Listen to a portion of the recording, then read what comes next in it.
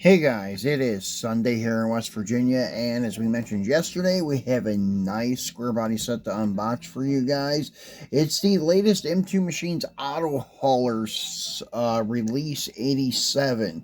I don't know if I would call it an auto hauler because it's just two pickup trucks.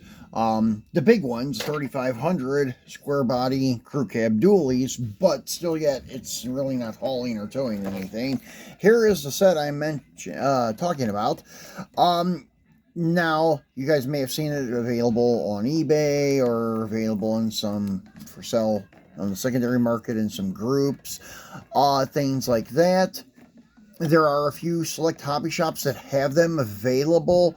I think 3000 Toys has them, but you have to buy the whole case with the Mustang gasser and the Charger gasser sets, which are pretty cool looking, but if you're only after the square body set like myself, then it's almost worth paying the little extra just to get the square body set.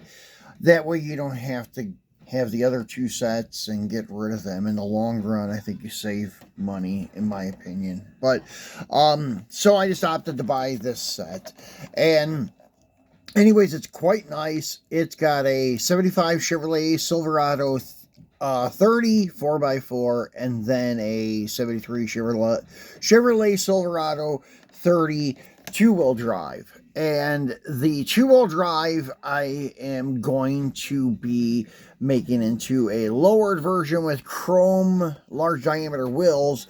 That's what I was saying about the golf truck yesterday is going to be the donor for this guy. And we're removing the ladder rack. I'm not much into those ladder racks at all. Especially if I'm slamming the truck. Now, just leaving it as a two-wheel drive, putting it in a diorama as a work vehicle, it would look awesome. But as a slammed, like, show truck or like weekend warrior type of thing, yeah, it shouldn't have the ladder rack on it. Just my opinion.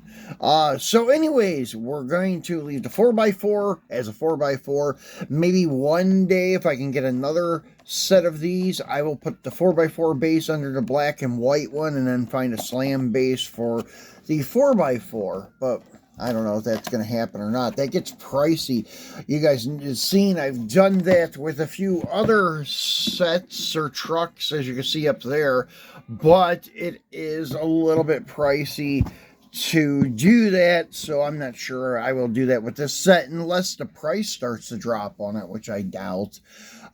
So anyways, as I mentioned, it is release 87, as you see there. This was limited to 9,600 pieces. As soon as it zooms in there you go. There are no chase sets of this, as far as I know, or it would be stated here, like 750 chase or 250 chase. It doesn't say anything. And the way that they wrote the Chevrolet Silverado is pretty cool. It's like kind of a little bit of a graffiti writing, but not much. I don't know how to even explain it, but it looks really cool. And then it has like the wood siding with these stars for like the American flag on it, and it is blue. It looks really cool. Then as you guys know, on the ends they have the window cut out so you can see the back of one truck and the front of another. So anyways, on the bottom of the box, it's just licensing stuff and warnings about choking hazards and where to find M2 online. I'm hoping that these sets hit Walmart in my area, but I don't know if they will or not. And if they do, I'm going to have to be the first one there or they will be gone. That's the way that I will get the trucks to swap around. But if I can't find them there, I probably will not be doing a second set of these with a black and white. As white as the main color is a lowered one, and then the other one is a 4x4. Right now, this is going to be it, the 4x4, and then he will be slammed eventually. And we'll get this cube off. Yeah, on those end caps of the box, I should have showed you guys that, but I didn't. There are some round stickers. On this set, there are two. They're just kind of randomly doing it now. Some have one, some have two on the 164 single car cubes. And the auto haulers, I think they all still have the two stickers. But as I mentioned before, all you have to do is peel the edge back on one side and just pull it, and it comes off without tearing the cardboard. Now, on older sets that are a couple years old and have been stored in different conditions and stuff, that might vary on how easily it is to take off and if it will tear the cardboard. But if it's a new set, usually they will never tear the cardboard. So as you can see, just kind of, well, I'm a little too close to the camera. You just have to kind of pull on one edge and it comes right off. These are awesome nowadays. They used to be really hard to get off back in, I don't know, their early years. But now the tops are very easy to remove. So let's go ahead and take the black and white one off. As you can see, it's just 2 screws on the bottom for each truck.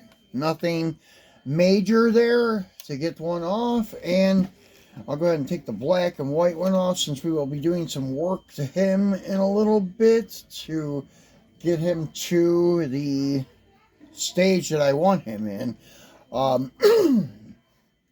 Now, I don't know.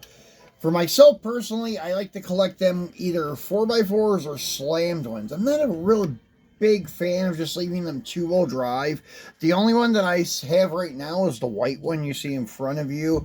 That is from the GMC set, and it originally came as a 2-wheel drive, but that's not the original base for it. It's been swapped around numerous times because I've gotten other trucks, so I was like, well, this one would look better slammed, so I'll go back with the white one being a 2-wheel drive. So that's how it ended up like that. So there's your black and white one out of the box, off the base. And then we will go ahead and do the 4x4. Yeah, the GMC, the white one in the background there, that one eventually probably will get back to a slam stance, but I'm in no hurry for it, because sometimes it looks good just sitting around like the yard here as a 2-wheel drive. It looks like it should be there like as a work truck or something. And then the tent is actually from a Power Wagon, or not Power Wagon, but a Ram Charger, and I put it on the back of it for camping pictures. So as you can see, even like the interior is beige, even the pieces that hold it down to the base are beige.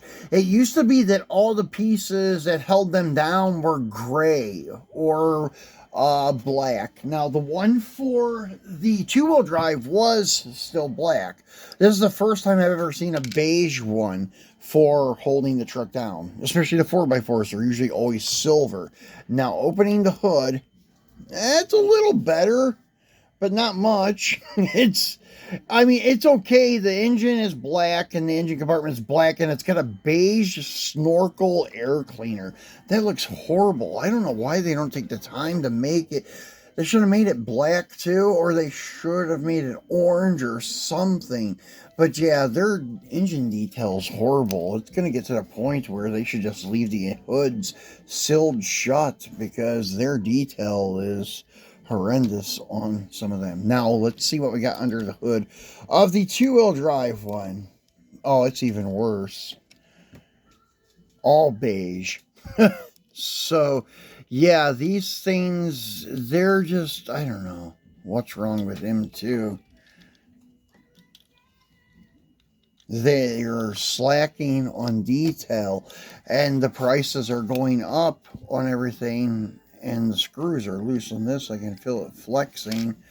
But yeah, they want to raise, see how the truck moves, the bed and stuff. Screws are not that tight on it.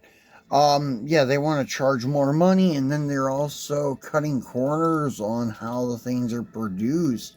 That's not good. I understand the price is going up because the way the world is right now, but for them to start cutting corners on the product and raising the price, that's a little bit shitty, in my opinion.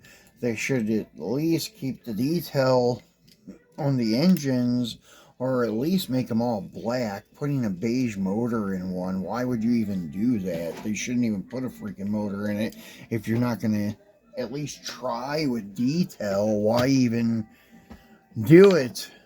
Seal the hood closed like they do with all their driver's stuff. I would be fine with me. I don't care if the hood's open or not, to be honest. So, guys, that's it for the 2-truck auto hauler set from release 87. Now, we'll be back again on Monday, which is tomorrow, for our Mopar Monday video. I'm not sure what we have in store for you for Mopar Monday. I'll have to look and see what we got in over the weekend for Mopars. So that's it, guys. I appreciate you watching. Have a great Sunday, and we'll talk to you tomorrow.